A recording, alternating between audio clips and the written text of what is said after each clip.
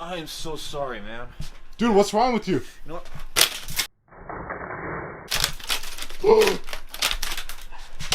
Dude. Mark, how much money are you making? Huh? About $4,500 a month.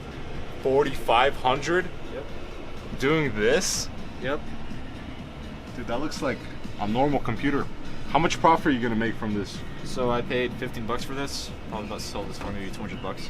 Anyway, so we found out that my friend Mark makes 4,500 a month. Now that's gross sales from selling computers. So I was like, look, that's a pretty good project. I need to figure out what this whole thing is, find some suppliers, do my research, and try to get into this thing myself. Hey friends, this video is sponsored by DennisLeskowitz.com/resources, where you can specifically see which tools and services I use to generate massive amounts of leads for myself and my clients. Go check it out right after this video. The link is gonna be in the first comment down there below. All right guys, you're about to see exactly where you can find these computers, how much you should negotiate for them, where and how you should list them to sell them, and then how much the gross sales were for half of October and the full month of November. And then lastly, what is the total net profit that is left? Let's hop on in. I'm gonna hop on the computer and look at some computer recycling centers that are near me. So let's see what pops up.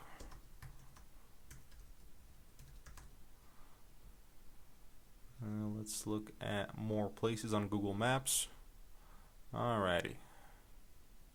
So it seems like most of these are computer stores. However, I do see a couple of recycling plants that are specific for computers. So the first one is New Mexico Computer Recyclers, and then the second one is Albuquerque Computer and Electronics Recycling Company. So I guess I'm gonna have to go and visit both of those out and see what kind of deals I can get on some of these computers that they have. The CPU was the big thing we needed.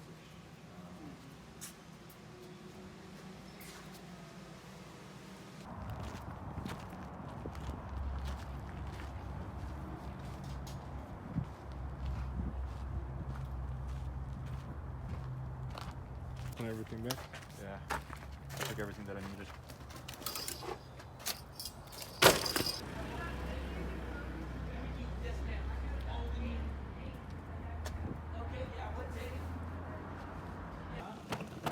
Hey Mark, what are we doing? Wasting time, dude. Wasting time. Look at that. Look at him. Look at what we got.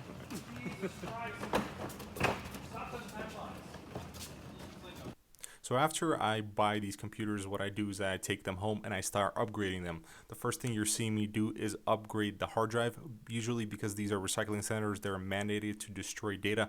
So they just throw away the hard drive and destroy it. What I do is actually buy the hard drives off of them, the ones that they have, and I use those. And then I'm also upgrading the RAM in the system. So the system has some new RAM and a new hard drive. After I do the physical upgrades, what I do is install a fresh copy of Windows for Windows 10 for every single computer. Usually they have a Windows 7 key that's on the back of these computers, or they actually have the key within the BIOS. The Windows 7 key actually works for the Windows 10 installation at this point, or if the key's in the BIOS, you don't even need to put any key in. It just goes automatically to the installation. So now I want to talk about the pricing. Pricing in general is about from 15 to 45 bucks a computer. It all depends on the specs and what value the computers actually have. Usually it's about 30 bucks for a regular desktop computer with an i5 second or third generation, and then little to no RAM. Now, on top of that, here are the prices for the parts that I also pick out. So a 4 gigabyte stick of PC RAM DDR3 is running me $5. 4 gigabyte stick of laptop RAM runs me $8. 1 terabyte hard drive is $5. 2 terabyte hard drive is $10. 1 terabyte laptop hard drive is $20, and then a 256 gigabyte SSD is $12. So now you have a general understanding of the computer pricing systems. I also want to mention you need to look at the area as to determine which specs are the best for you. For me, I live in a lower income area, so it's better to sell computers with lower specs. Now on eBay, it all kind of depends, and it's all trial and error to figure out what is the best profit margin with what type of specs. 3-inch ultra-wide curved Dell. Oh, it works. So we're going to talk about the money and the net profit. In the time lapse that you just saw, the second computer I was working on was a Dell Vostro 330 all-in-one PC. I finished upgrading that computer yesterday, and then today morning I listed it on Facebook Marketplace. Sometime after I listed it, I got a nice lady that reached out to me that was like, look, I need a computer for my son, so I'm gonna come and check it out. A couple hours later, she arrived and she paid me in total $155. Okay, I'm not showing you the cash to show off. That's not a lot of cash, just showing you the results, and the cash is here. So she paid me the cash and she was happy. She left, and yeah, so $155 for the computer. Now, how much is the profit margin on that? Well, the recycling center that I work with, I negotiated down the price for the all-in-one for the Core i3 all-in-one to $25 a all-in-one. Now, I get that all-in-one.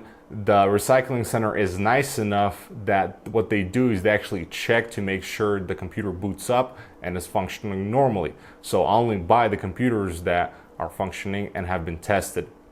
So after I picked up the computer, that was $25, I upgraded the hard drive in that computer. Now the hard drive cost me $5, and I pick up the hard drive from the same place that I picked up the all-in-one, and they give me a great deal. $5, you're really not gonna find that really anywhere unless it's a local deal for the most part, like in my case. So the total cost for that computer was $30. Now the specs are, it's a Core i3, it's a 1 terabyte, 7200 RPM hard drive, and then it's an all-in-one, so it has speakers, Wi-Fi. I think it's a 15-inch screen or maybe a 14-inch. It's a Dell Vostro 330 if you want to check it out. So that computer cost me $25 and also came with a power cord, which is great. And I sold it for $155.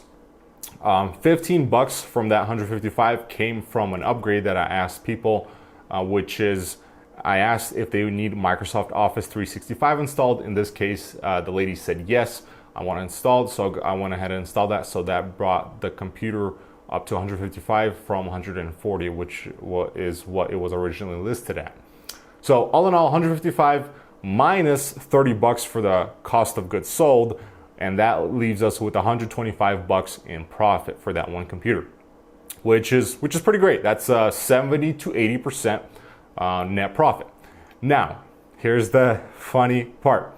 All in all, we're looking at about 50% net profit for just the total business in general. Now, this is a side project for me. I just called it business, but it's still fun. 50% profit margin is pretty good for a business overall. Now, the reason it's 50% is because I also do eBay.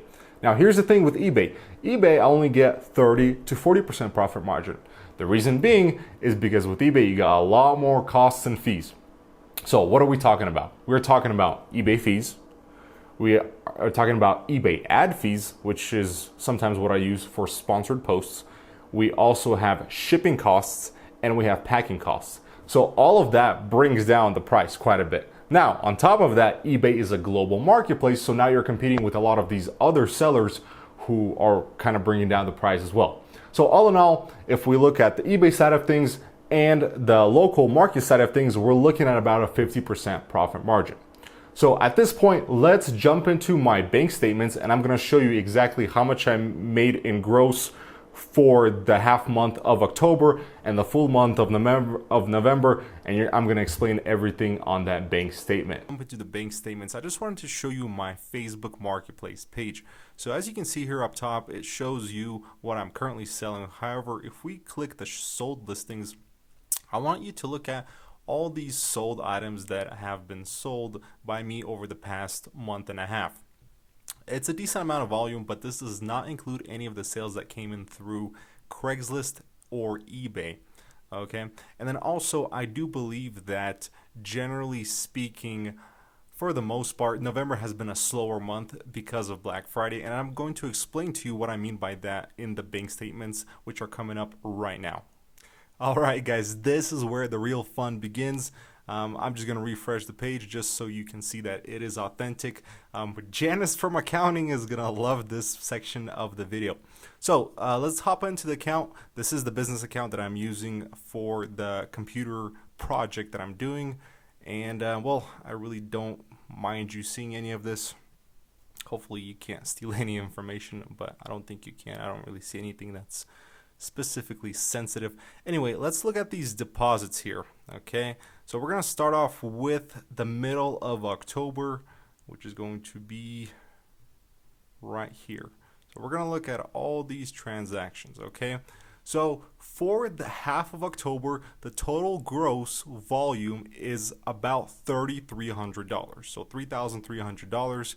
And there is a slight issue with this accounting, is that sometimes I do pull out money and then I go and buy something, but that transaction doesn't happen, and then I put the money back, which kind of counts as a double transaction. So we take off about 10% of the gross sales. So we're looking at a total of $3,000, kind of rounding it off there. So that's $3,000 for half of October.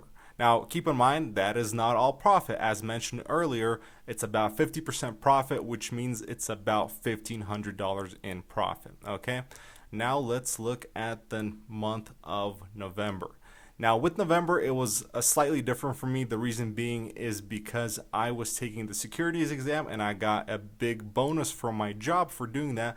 However, the problem with that is I wasn't really focused on the computers, the flipping of computers. And then the second part is that November generally is a slower month because everybody's waiting till Black Friday, basically till today, as it is Black Friday when I'm recording this, to buy computers. So as you can see here, I got a few transactions for today.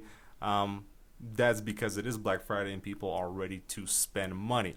Okay, so if we count up the total for the entirety of November, we're looking at a grand total of $2,200.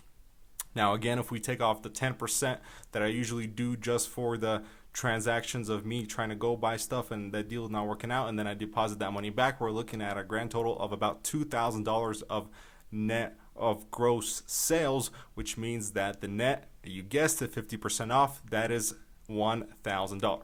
Now $1,000 to somebody might seem like the greatest amount of money because that could technically pay for your mortgage, or to another person it might seem like pennies, right? But this all depends on the amount of work that you put in, how well you know the market, how well you can compete, can you actually fix computers, and there's a lot of different variables. And it's not crazy hard. It's basically, you know, flipping. If you ever watched any of Gary V's motivational videos, it's all about flipping stuff, which is basically what this is.